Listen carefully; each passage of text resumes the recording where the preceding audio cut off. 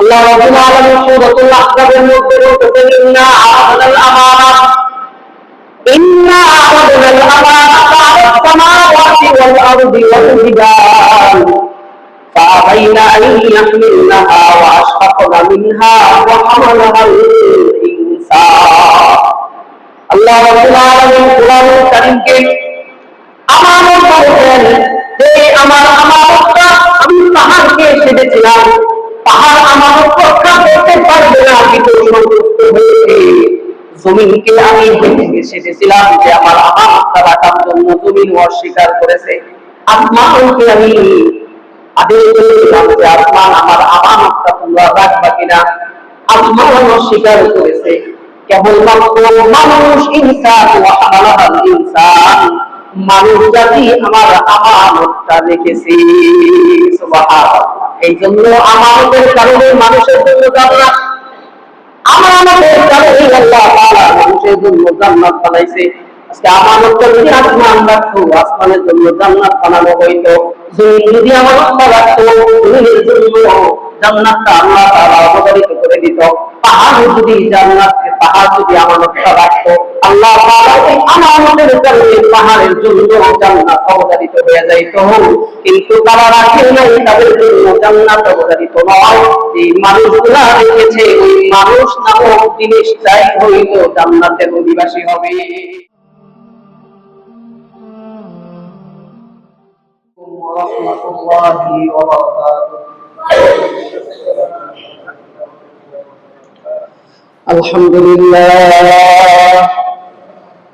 আলহামদুলিল্লাহ নাহমাদুহু ওয়া নাস্তাঈনুহু ওয়া নাস্তাগফিরুহু ওয়া নু'মিনু বিহি ওয়া নাতাওয়াক্কালু আলাইহি ওয়া না'উযু বিল্লাহি মিন শুরুরি আনফুসিনা ওয়া মিন সাইয়্যাতি আ'মালিনা। من يهده الله فلا مضل له ومن يضلله فلا هادي له ونشهد أن لا إله إلا الله وحده لا شريك له ولا مثيل له ولا مثال له ولا شبيه له ولا نظير له ولا أول له ولا آخر له ولا قبل له ولا بعد له ولا ضد له ولا ند له ولا حد له ولا كفو له ولا ضار له ولا نافع له ولا محيي له ولا مميت له ولا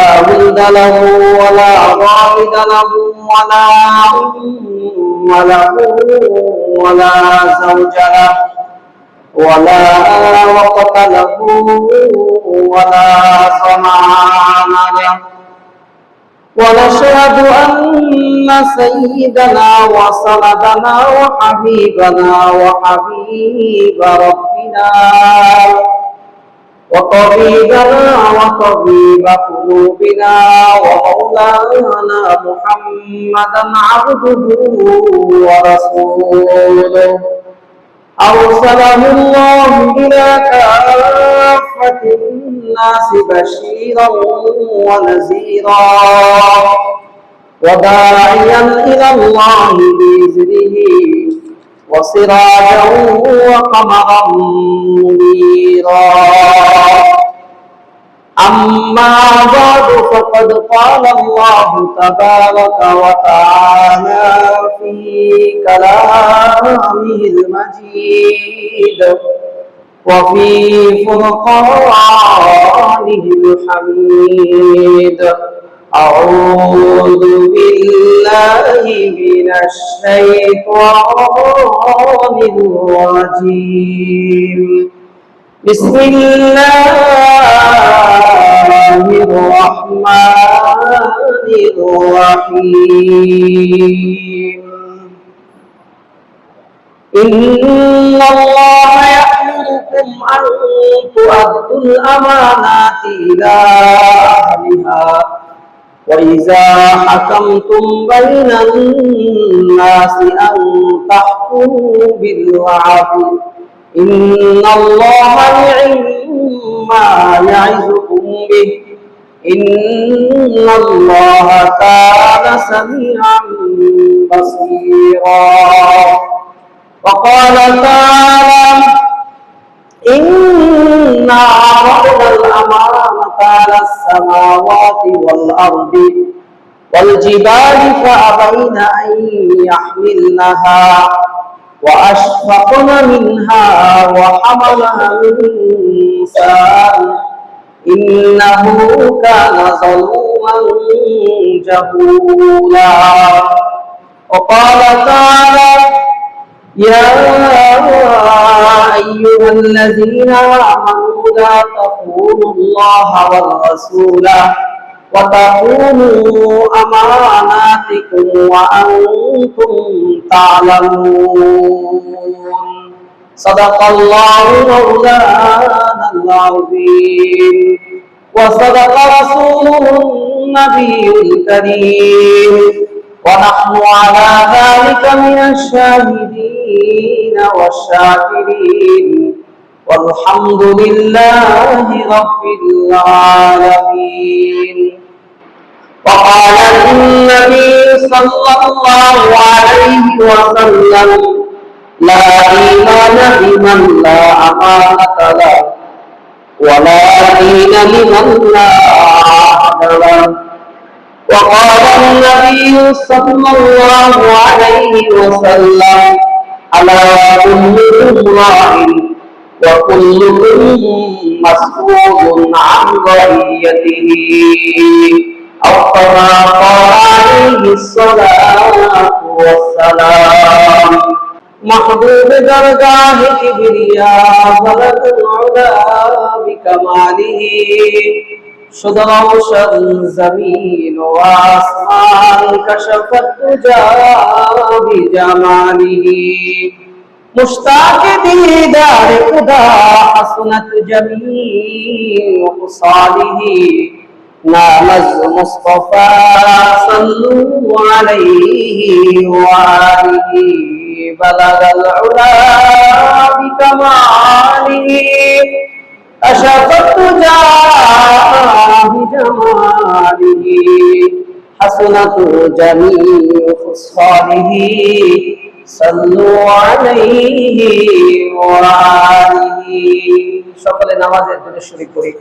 اللهم صل على محمد وعلى آل محمد كما صليت على إبراهيم وعلى آل إبراهيم إنك حميد مجيد.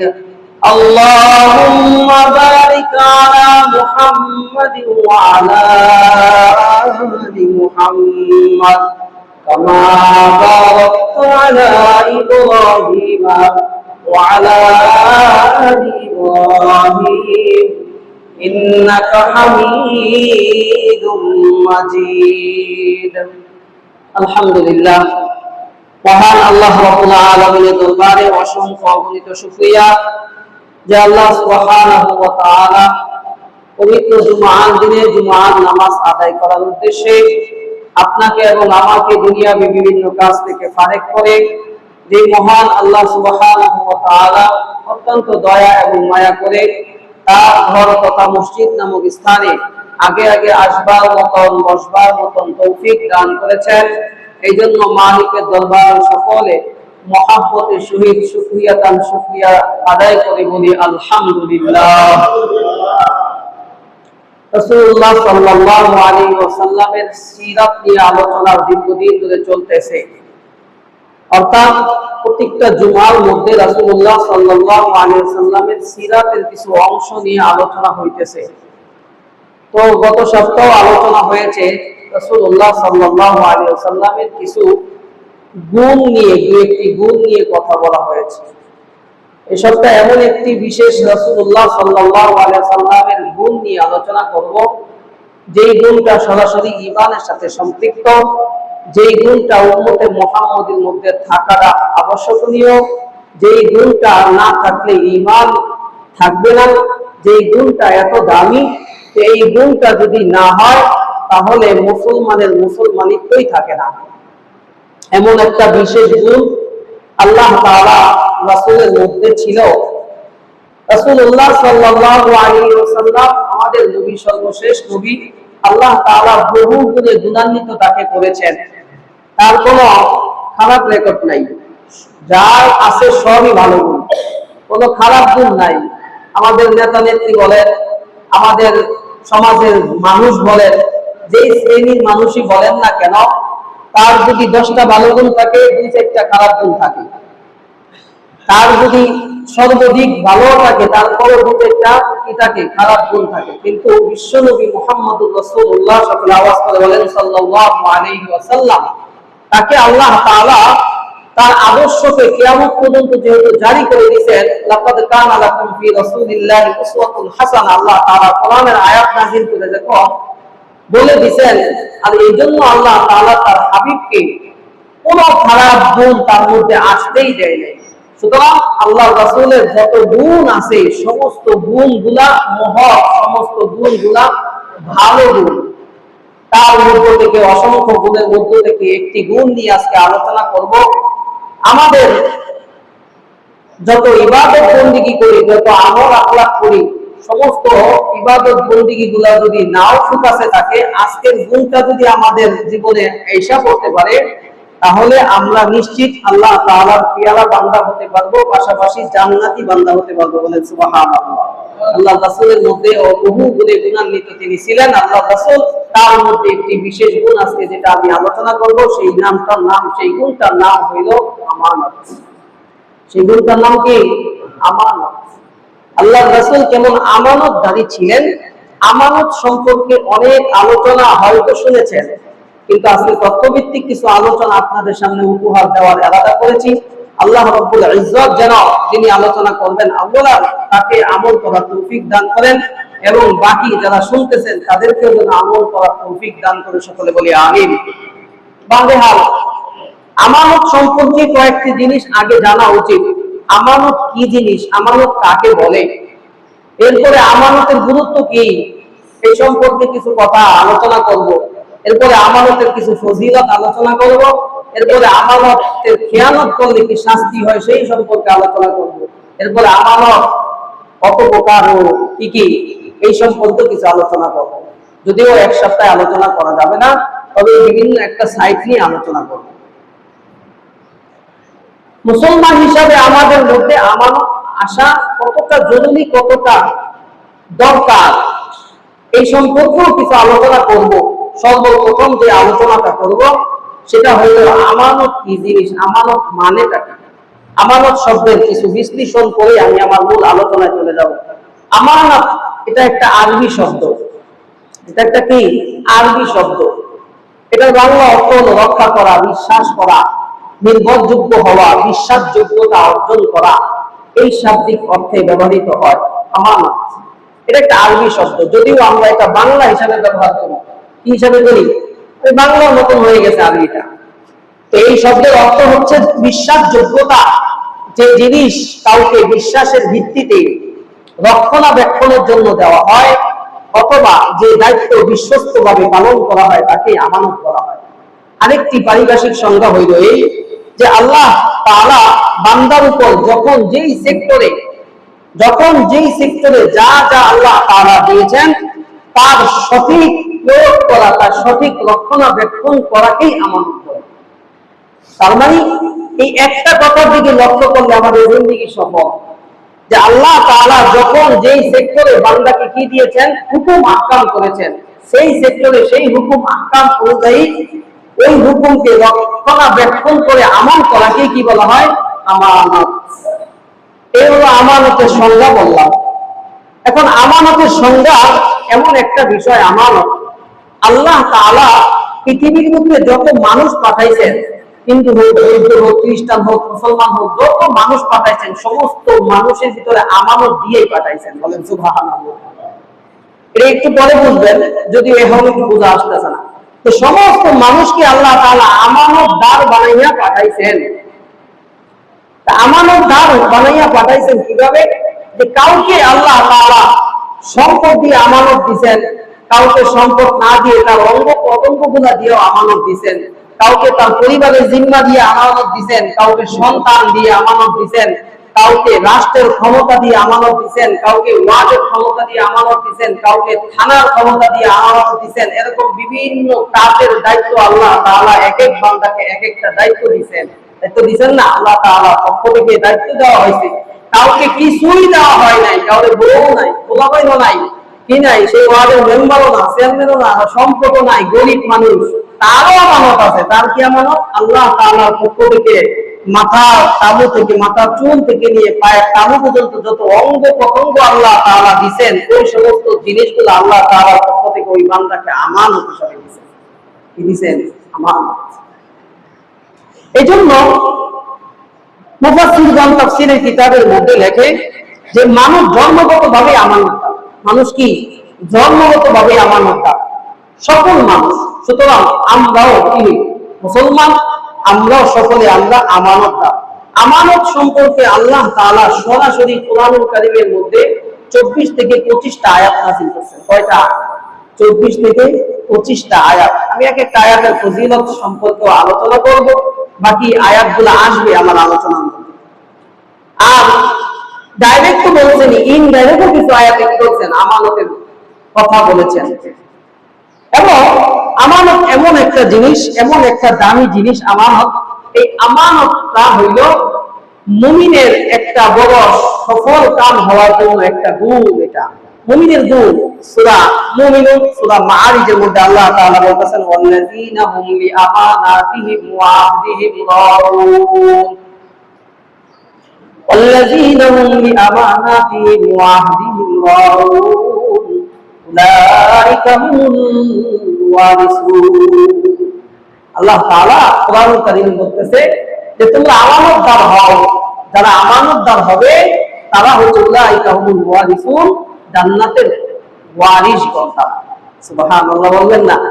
যারা আমানতের রক্ষা করবে, যারা আমানতদার হবে, তারা হচ্ছে সরাসরি কি কার ওয়ারিস? জান্নাতের ওয়ারিসগণ। জান্নাতের অধিবাসীর ওয়ারিস, তারা হলো জান্নাতের অধিবাসী। এজন্য আমানত এমন একটা দামি জিনিস, এটা সরাসরি ঈমানের সাথে সম্পর্ক। সরাসরি কার সাথে সম্পর্ক? ঈমানের সাথে সম্পর্ক। আল্লাহ রাসূল হাদিসের মধ্যে বলেন, লা ঈমানা লা ঈমানা লা আমানা আমানা হালাহু। ওরা হাদিসের ভাষায় এতটুকু বলা হয়েছে, যার মধ্যে আমানত নাই তার ঈমান নাই। হাদিসের অর্থ হলো যার মধ্যে কি নাই? আমানত নাই, তার মধ্যে ঈমান নাই। লা ঈমানা লিমান লা আমানাতা লিমান লা আমানাতা শব্দটা। তো যাই হোক, তো আল্লাহ তাআলা এত একটা দামি একটা গুণে গুণান্বিত আল্লাহর রাসূলকে করেছেন।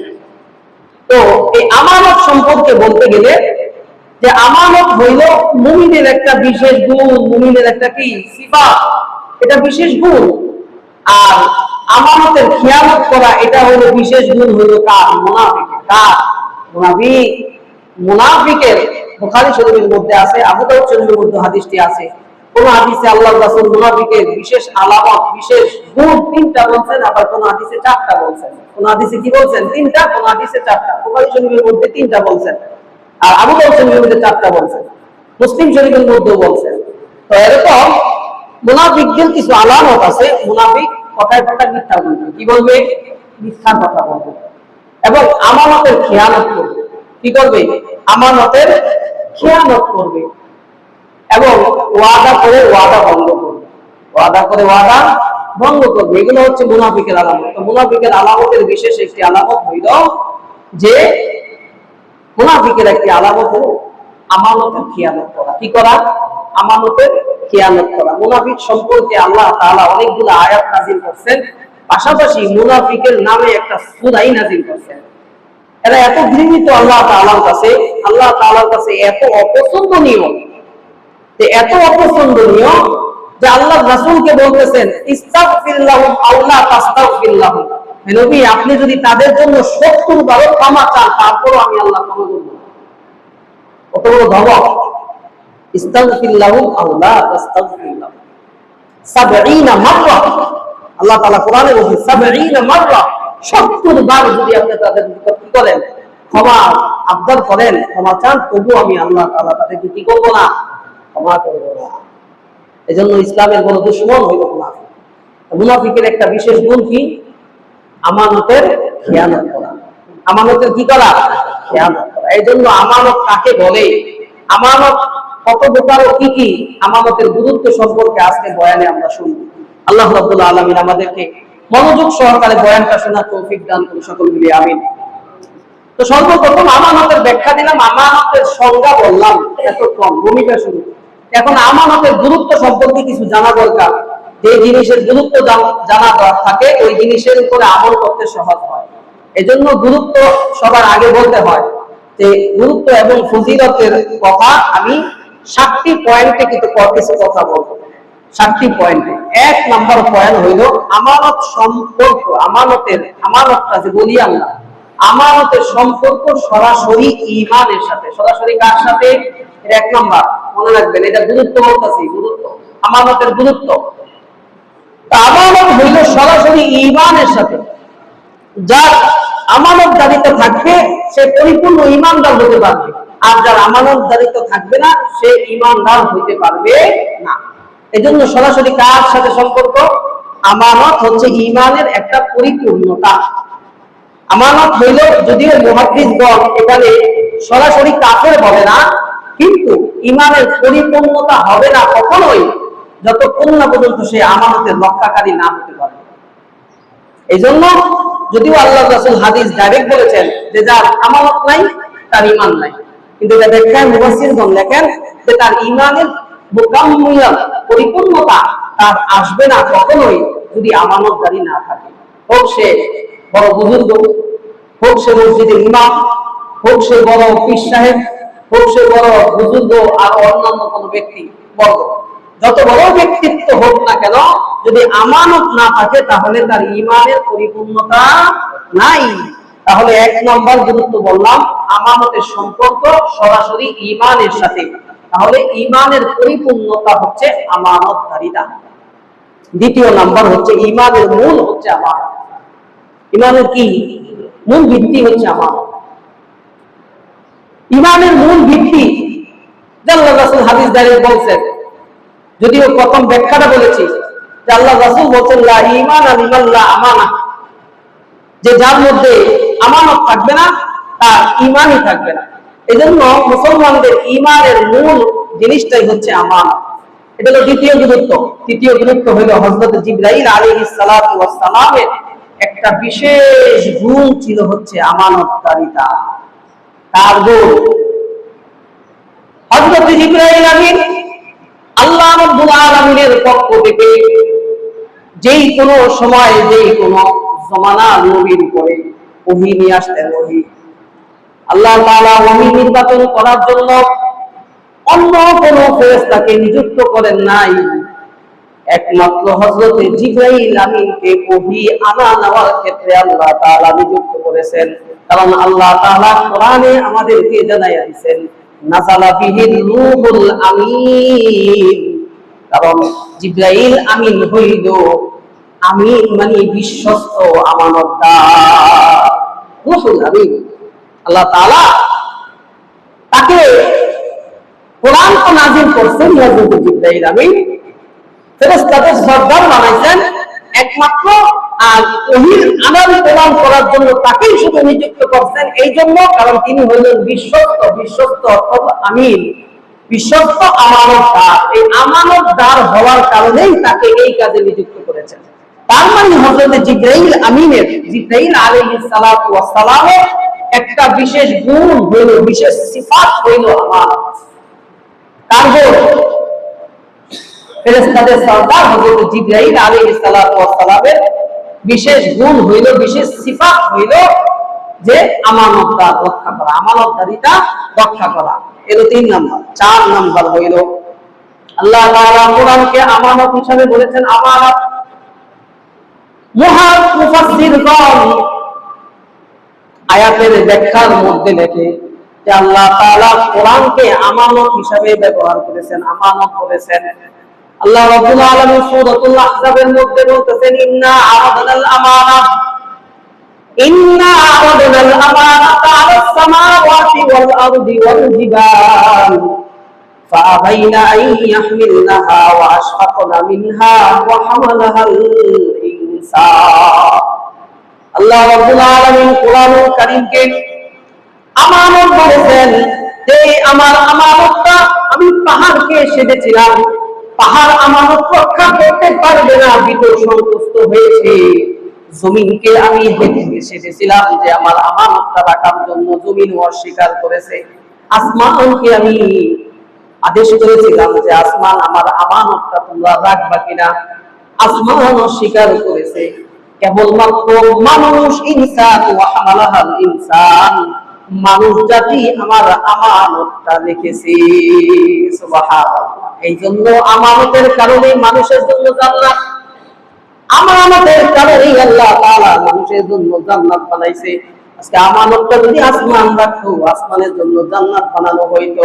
জমিন যদি আমানতটা রাখতো, জমিনের জন্য জান্নাতটা আল্লাহ তাআলা অবধারিত করে দিত। পাহাড় যদি পাহাড় যদি আমানতটা রাখতো, আল্লাহ তাআলা ওই আমানতের কারণে পাহাড়ের জন্য জান্নাত অবধারিত হয়ে যাইত। কিন্তু তারা রাখে নাই, তাদের জন্য জান্নাত অবধারিত নয়। যে মানুষগুলা রেখেছে, ওই মানুষ নামক জিনিসটাই হইল জান্নাতের অধিবাসী হবে। সুবহানাল্লাহ। এই জন্য আমানত, মুফাসসিরগণ লেখেন আল্লাহ তাআলা কোরআনকে আমানত বলেছেন। এটা আরেকটা হেডপট হইল হযরত আদম পয়গম্বরের থেকে নিয়ে আমাদের নবী পর্যন্ত আল্লাহ তাআলা যত কিতাব ওজিফা নাযিল করেছেন, সমস্ত কিতাব এবং ওজিফাগুলা সাক্ষী হিসাবে, আমানত হিসাবে আল কোরআনকে আল্লাহ তাআলা পাঠাইছে। সুবহানাল্লাহ। আমাদের কোরআন আগের যত কিতাব আছে, আগের যত ওজিফা আল্লাহ তাআলা পক্ষ থেকে নাযিল করেছে, 104 খানা কিতাব এবং ওজিফা মিলে, হ্যাঁ, সব কিতাবের এরকম কি আছে, 103টা কিতাব, আর আমাদের একটা কিতাব, 4টা কিতাব।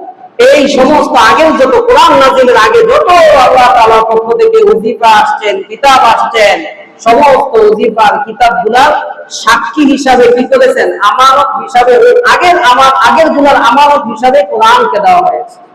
কোরআনকে কি করা হয়েছে, আমানত রক্ষা করার জন্য দেওয়া হয়েছে।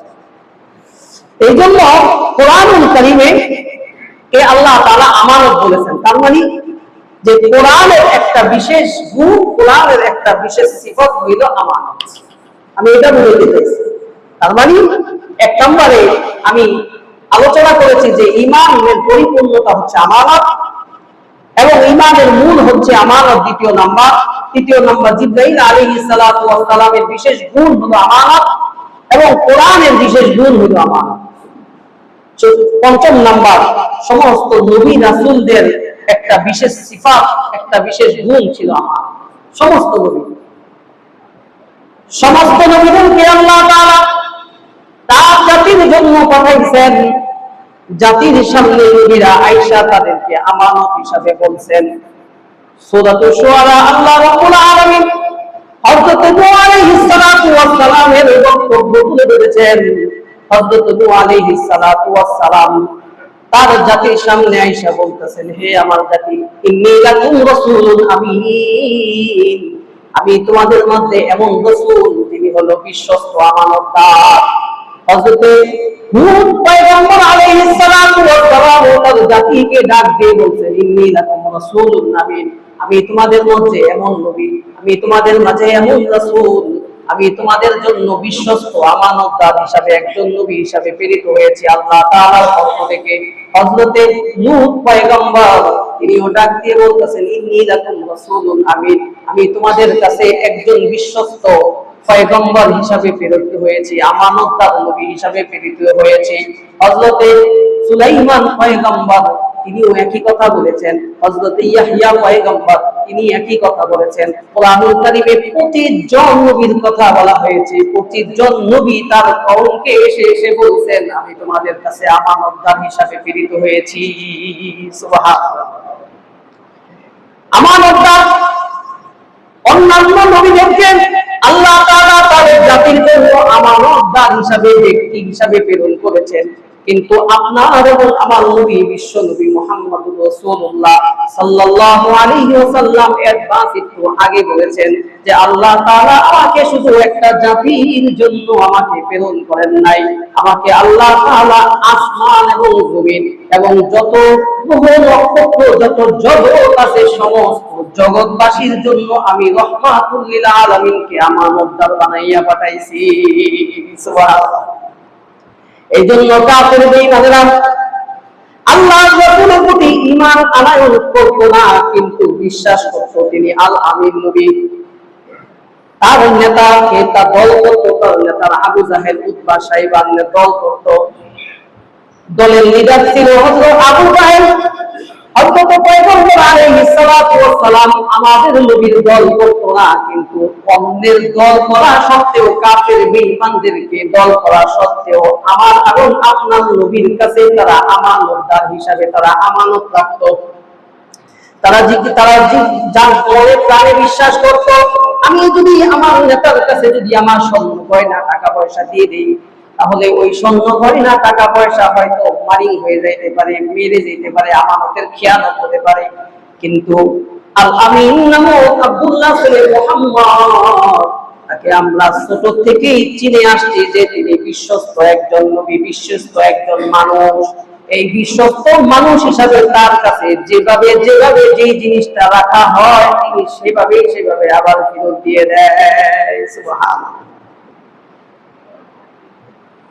এই জন্য হযরত রাসূলুল্লাহ সাল্লাল্লাহু আলাইহি ওয়াসাল্লাম কাফের বেঈমানের অত্যাচার, নিপীড়িত অত্যাচার, জুলুম অত্যাচারের থেকে রেহাই পাওয়ার জন্য আল্লাহ তাআলা হিজরতের আদেশ করেছেন। হিজরতের আদেশ হযরত নবী করিম সাল্লাল্লাহু আলাইহি ওয়াসাল্লাম তার সাহাবীকে, তার মেয়ের জামাইকে ডাক দিয়ে বলতেছেন, আলী রে, আলী, আজকে রাতে আল্লাহ তাআলার পক্ষ থেকে আমাকে হিজরতের আদেশ এসেছে। আমি হিজরতে চলে গেলাম, কিন্তু আমার কাছে কাফের বেঈমান মুশরিকরা কিছু আমানত রেখেছে। আলী রে, এই আমানতগুলা তুমি দিয়া তারপরে আমার সাথে মদিনায় সাক্ষাৎ করবা। সুবহানাল্লাহ। হযরত আলী রাদিয়াল্লাহু তাআলা আনহু 3 দিন সময় লেগেছে কাফের বেঈমানদের আমানতগুলা পৌঁছায়া দেওয়ার জন্য। আল্লাহর নবী দেশ ছেড়ে চলে যাইতেছে, কিন্তু আমানতের রক্ষা কিভাবে করতেছে? কাফের বেঈমানেরা চিন্তা করতে পারে যে আল্লাহর নবী দেশ থেকে পলায়ন করেছে অথবা দেশ থেকে চলে গেছে, আমাদের আমানতগুলা সাথে নিয়ে গেছে।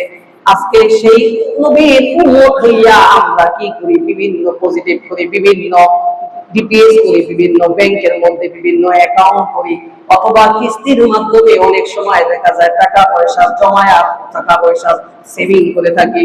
এই সেভিং করে থাকি, যার মাধ্যমে সেভিং করে থাকি, অনেক সময় দেখা যায় যে ওই কিস্তিওয়ালা বলেন আর ওই ডিপোজিট ওয়ালা বলেন, তারা তাদের সম্পদগুলা নিয়ে তারা বেগে যায় কিনা, কোম্পানি সূত্রে চলে যায়, অথবা ম্যানেজার নাই, সব নিয়ে গেছে, কিছু রাখা যায় না, অথচ তার বিপদ আমরা। আমার নবীর আমানতদারিতা কেমন ছিল? আমার নবী কাফের বেঈমানদের আমানতগুলা হযরত আলীর হাতে বুঝাইয়া দিয়েছেন।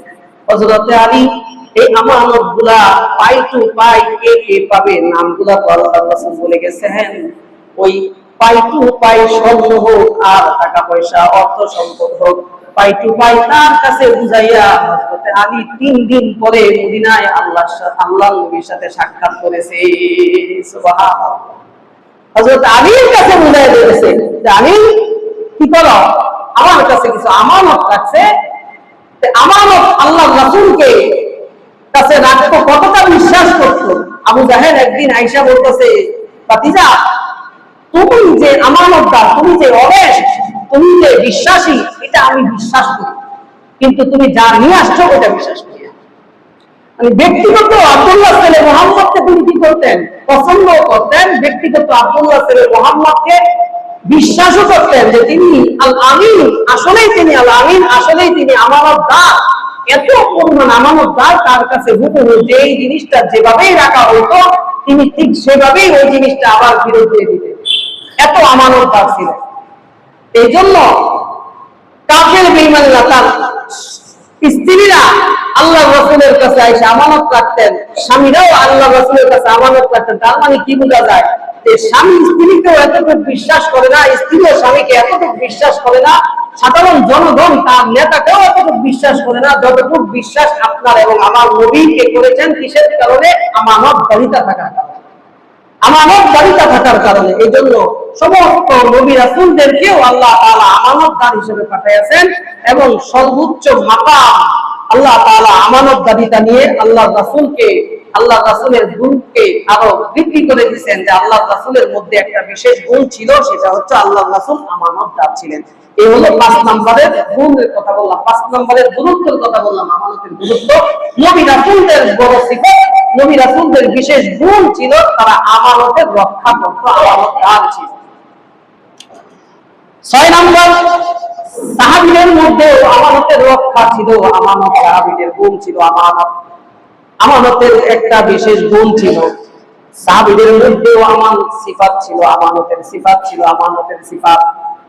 সাহাবায়ে কেরাম রাদিয়াল্লাহু তাআলা আনহুম আজমাইন আল্লাহ তাআলার দেওয়া আমানতকে এত পরিমাণ রক্ষা করেছেন, গলার মধ্যে ছুরি চালানোর জন্য ছুরি ধরেছে, অথবা গরম টকবক পানি গরম করে তাকে নিক্ষেপ করার হুমকি দিয়েছে, তবুও আল্লাহ তাআলা রাসূলের সাহাবীরা, আল্লাহর রাসূলের সাহাবীরা এক মুহূর্তের জন্য আমানতের খেয়ানত করতে প্রস্তুত ছিলেন না। সুবহানাল্লাহ। সাহাবায়ে কেরাম রাদিয়াল্লাহু তাআলা আনহুম আজমাইন আল্লাহ তাআলার পক্ষ থেকে যে আমানত দেওয়া হয়েছে, ঈমান নামক দৌলত দেওয়া হয়েছে, যার মধ্যে আল্লাহ তাআলা তার দ্বীনকে দিয়েছে, তাকে আল্লাহ তাআলার দ্বীনের আমানত দিয়েছে। যাকে আল্লাহ তাআলা ঈমান নামক দৌলত দিয়েছে, ওই ঈমান নামক দৌলতটা হইল আল্লাহ তাআলার পক্ষ থেকে বান্দাকে আমানত দেওয়া হয়েছে। আমানত কত বেঈমান ছিল, তাকে তো আল্লাহ তাআলা আমানত দেয় নাই। হেদায়েতের নূর হিসাবে আল্লাহ তাআলা ঈমানদার বান্দাদেরকে ঈমান একটা আল্লাহ তাআলার পক্ষ থেকে আমানত দিয়েছে। আমানত সাহাবায়ে কেরাম রাদিয়াল্লাহু তাআলা আনহুম আজমাইন কিভাবে আমানত রক্ষা করেছেন? তাবিঈদের যুগে একজন তাবিঈ ছিল হযরতে আব্দুল্লাহ ইবনে মুবারক। হযরতে আব্দুল্লাহ ইবনে মুবারক রাদিয়াল্লাহু তাআলা আনহু মদিনার অলিতে গলিতে 3 দিন ক্ষুধা অবস্থায় ঘুরতেছে, দেখি কোনো কাজ পায় নাকি।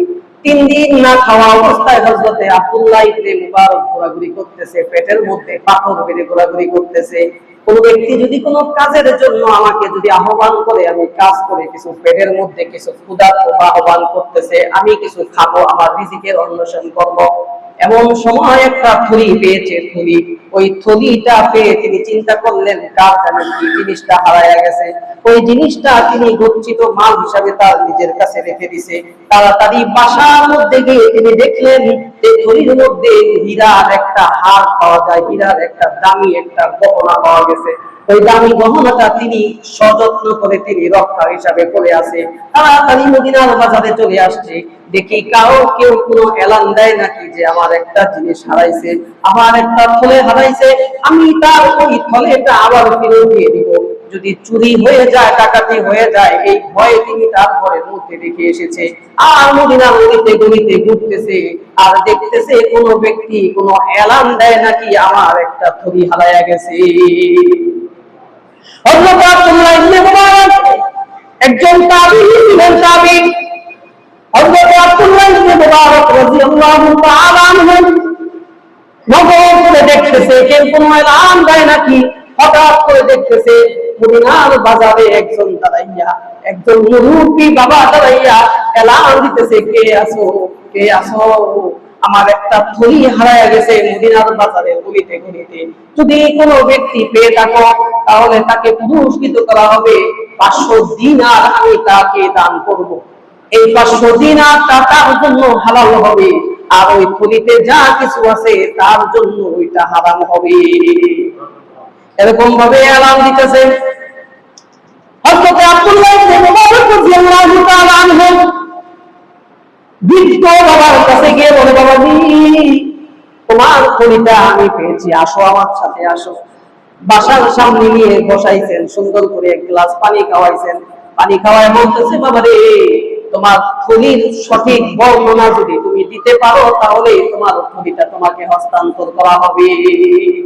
আগে বলো বাবাজি, আগে বলেন যে আপনার থলিটা দেখতে কেমন, থলির ভিতরে আছে কি, এটা যদি সঠিক বলতে পারেন তাহলে সে বুঝবো যে আপনি আপনার থলি। আর যদি উল্টা পাল্টা বলেন তাহলে তো বাবা। মুরব্বী বাবা বলতেছে যে আমার থলিটা এই কালার, এরকম, এতটুকু সাইজ। থলির মধ্যে আমার মেয়ের জন্য বড় একটা দামি গহনা কিনেছি, হীরা নক্ষত্র বাধাইকৃত একটি হীরা নক্ষত্র, হীরা নক্ষত্র সুসজ্জিত একটি গলার হার কিনেছি আমার মেয়ের জন্য। ওই মেয়ের জন্য কিনেছি, মেয়েকে উপহার দিব এই জন্য কিনেছি। হযরত আব্দুল্লাহ ইবনে মুবারক দেখে বলেন, দাঁড়ান একটু বসেন, আমি ঘরের মধ্যে যে আবার দেখে আসি আপনি যা যা বলেছেন তা ঠিক আছে কিনা। গিয়ে দেখে সব ঠিক আছে। আয়েশা থলিটা বাবাজির হাতে দিয়ে বলছে, বাবা রে, এই যে নেন আপনার আমানত, আপনার জিনিস আপনাকে আমি ফেরত দিয়ে দিলাম। মুরব্বী বাবা খুশি হয়ে তাকে 500 দিরহাম তার জন্য হাদিয়া দিয়েছে। তিনি বলতেছেন, এই হাদিয়া আমার জন্য দরকার নাই, কারণ আমানত রক্ষা করেছি, এই জন্য আল্লাহ রাব্বুল আলামিন আমাকে জাযা দিবে, আমাকে প্রতিদান দিবে কাল কিয়ামতের ময়দানে। আল্লাহ আপনার থেকে যদি আমি প্রতিদান নিয়ে নেই তাহলে আল্লাহ তাআলার পক্ষ থেকে তো আমি প্রতিদান পাবো না। সুতরাং আপনার প্রতিদান আমার দরকার নাই, আমার আল্লাহ রাব্বুল আলামিনের প্রতিদান আমার খুব দরকার। অথচ 3 দিন ধরে না খাওয়া ব্যক্তি, 3 দিন ধরে না খেয়ে মদিনার গলিতে ঘুরতেছে। সাহাবায়ে কেরাম রাদিয়াল্লাহু তাআলা আনহুম আজমাইন থেকে শিখেছে, কেন আব্দুল্লাহ ইবনে মুবারক এমন আমানতদার হবে না? তার বাবাও ছিল বড় আমানতদার, তার বাবা ছিল সাহাবী হযরত মুবারক রাদিয়াল্লাহু তাআলা আনহু। তার বাবা ছিল সাহাবী, তিনি ছিলেন তাবী। তার বাবার নাম হইল মুবারক, আব্দুল্লাহ ইবনে মুবারক বলা হয় তাকে। তার বাবা এত আমানতদার ছিল, একটা আনার বাগানে তিনি কাজ করতেন, আনার বাগানে তিনি কাজ করতেন। ওই আনার বাগানের মালিক কিছুদিন পরে, কয়েক বছর পরে তিনি আসলেন যে তার বাগানটা পরিদর্শন করার জন্য। বাগান পরিদর্শন করার জন্য মালিক আসছে। আয়েশা বলতেছে, মুবারক গোলাম, তোমার কাছে একটা আবদার করি, এই যে আমার বাগানটা তুমি পরিচর্যা করতেছো, আনারের বাগান, আমার মন চায় একটা মিষ্টি আনার খেতে, তুমি কি আমাকে একটি আনার খাওয়াইতে পারো নাকি? হযরত মুবারক রাদিয়াল্লাহু তাআলা আনহু তিনি বললেন যে আনারটা সুন্দর একটা গাছের থেকে একটা আনার নিয়ে আসছে। আনারটা ভেঙে সামনে দিছে মালিকের কাছে। মালিক দেওয়ার সাথে সাথে চেহারাটা বিকল হয়ে গেছে। আর ধমক দিয়ে বলছে, এই বলে গোলাম, চাইলাম একটা মিষ্টি আনার, দিনা আমাকে একটা টক আনার, তুমি কি মিষ্টি আনার চিনো না নাকি? যাও আবার আনার নিয়ে আসো। তিনি আবার দৌড়াইয়া আরেকটা গাছের থেকে আনার নিয়ে আসলো, সেটাও টক হয়েছে। আবার ধমক দিয়েছে, আবার সে আরেকটা গাছের থেকে আনার নিয়ে আসছে। তৃতীয়বার যখন টক আনার করেছে তখন ধমক দিয়ে বললো যে তুমি মিষ্টি আনার চিনো না নাকি? আর হযরতে মুবারক রাদিয়াল্লাহু তাআলা বলতেছে যে আমি কেমনে চিনবো মালিক? আমাকে পরিদর্শন করার জন্য আর বাগিচা দেখার জন্য আমাকে খাদেম হিসাবে রেখেছেন, গোলাম হিসাবে রেখেছেন, আমাকে তো কোনো সময় আপনি খাওয়ার অনুমতি দেন নাই। আমি যত বছর ধরে এই বাগানের মধ্যে পরিচর্যা করতেছি, কোনোদিন একটা আনার আমি মুখে নিয়ে দেখি নাই। সুবহানাল্লাহ। এত আমানতদারিতা ছিল সাহাবীদের মধ্যে, এবং তাদের সন্তান কেন আমানত হবে? এই জন্য এক বুজুর্গ বলেন যে কেউ যদি ঠিক মতন আমানতদার হতে পারে, তার পরের জেনারেশন এরকম 7 জেনারেশন আমানতদার হিসাবে আল্লাহ তাআলা কবুল করে নেন। বলেন সুবহানাল্লাহ। এই জন্য সাহাবীরা আমানতদার ছিলেন। 7 নাম্বার প্রকৃত মুমিনদের বড় সিফাত আইমায়ে মুজতাহিদিন। এরকম যত বুজুর্গ ব্যক্তিরা ছিল, যত বুজুর্গ ব্যক্তির আনাগোনা পৃথিবীর মধ্যে এসেছে হয়েছে, সমস্ত বুজুর্গদের একটা বিশেষ গুণ ছিল, তারা হচ্ছে আমানতদার ছিল। তারা কি ছিল? আমানতদার ছিল। আল্লাযীনা হুম বিআমানাতিহিম ওয়া আহদিহিম রাউন। যারা প্রকৃত মুমিন, সূরাতুল মুমিনুনের মধ্যে আল্লাহ তাআলা বলতেছেন আল্লাযীনা হুম বিআমানাতিহিম ওয়া আহদিহিম রাউন। মুমিন বান্দাদের একটা বিশেষ গুণ হইল তারা আমানতের রক্ষা করে।